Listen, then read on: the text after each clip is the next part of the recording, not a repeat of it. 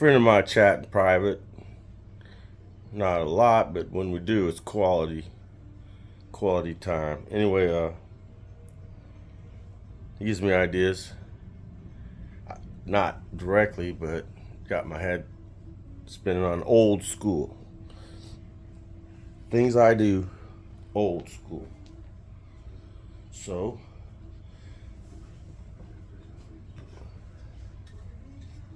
soft Arkansas stone from the Bass Pro Shops. This is old. It was my father-in-law's. He bought it, I don't know, probably in the 1980s or maybe sometime.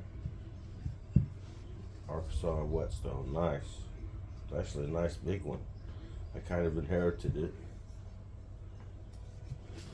from my father-in-law when he died. I ended up with some of his things, tools.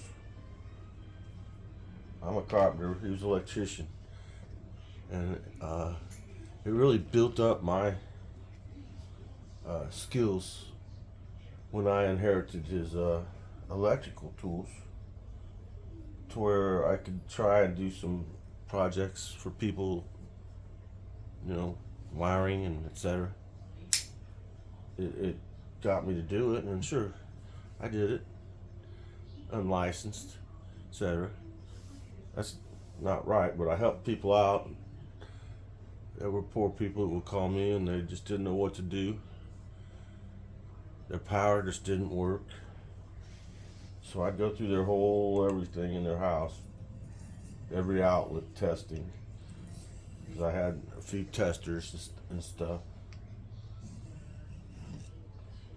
And I just went around their house twice. I couldn't find the problem. Finally, the guy admitted and pointed to where he had been working on a light fixture. And it was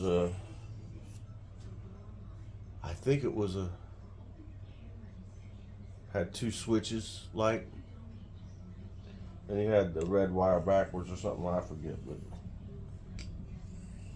I figured it out real quick after he pointed at what he was working on, because that was the first thing I asked was, where have you been fiddling with this? And what have you changed? Because that's what the problem is that you did something.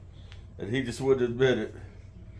So I had to go around and check everything. Finally, his wife said, you better tell him what you did, or else he's going to explode. And then they told me, and I was like, cool.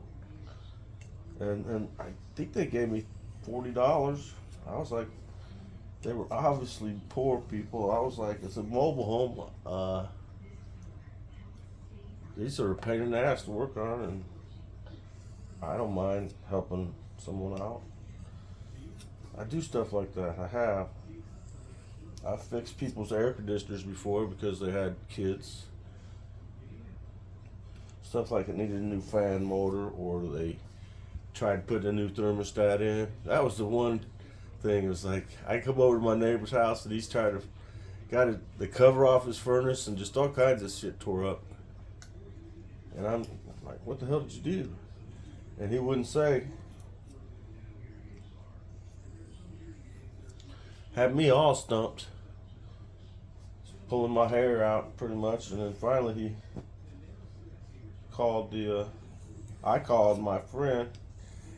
It's a HVAC tech, a professional, and he kind of was walking through me, testing things over the phone. And then finally, the wife said it was working fine until he tried putting a new thermostat in, and I was like, ah. And then I went right to it, the problem after that. It was like, duh, you hooked it up wrong. Or I think it was as simple as the thermostats new ones these days have a little piece of paper or tape that you have to pull out to activate it, let's say. And if you don't pull that piece of paper or tape out, it won't work. And that's what was wrong that time. He put it in and didn't know about that. And I didn't either until my friend on the phone told me. He said it's real common for people to do that, and don't sweat it. Uh, that's kind of one of the reasons I have built a network of friends online, was to get help so I could help other people and myself. I've done repairs on my vehicles and this and that. These days what you do is look it up online on YouTube. And if you want to look up how to sharpen a knife, this might come up. Arkansas whetstone. Pull it to you and push it away. See? You don't want to kind of cut the stone. That's not the way to do it. So you do this, and you might do it a lot,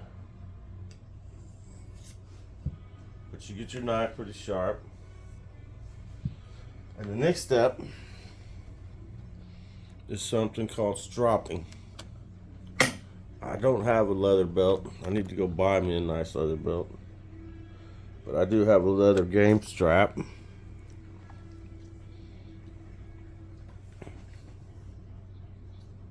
Let's see if I can get this in screen. And you go on this with your knife, and you're not cutting. You're just kind of running the blade across it, polishing the blade, see? And if you do this excessively, this will get your knife razor sharp.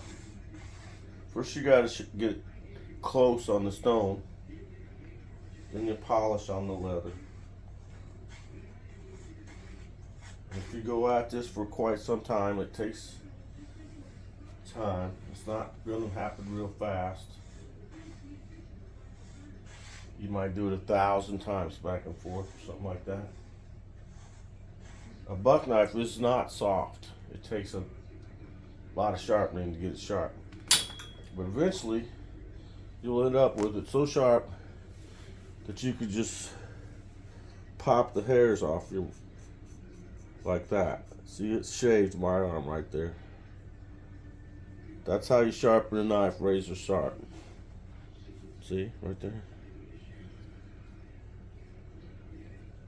So I'll start again and just kind of run through the process. First thing is you need the Arkansas wet, soft Arkansas stone. You need some of this boot oil. What I refill this with is Neat's foot oil. I've got a gallon of it. It's for keeping your boots soft. If you were a baseball player, you'd use this on your glove. What you did back in the day, you'd buy a new leather baseball glove, you'd oil it up real good, put a baseball in it, and then fold it up and then put it in under your mattress in your bed and sleep on it for a while to get it shaped right with the cup for the ball and all that.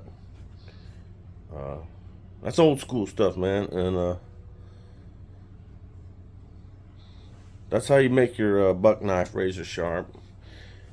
Have a great day, everybody. God bless you. Thanks for watching. Bye-bye.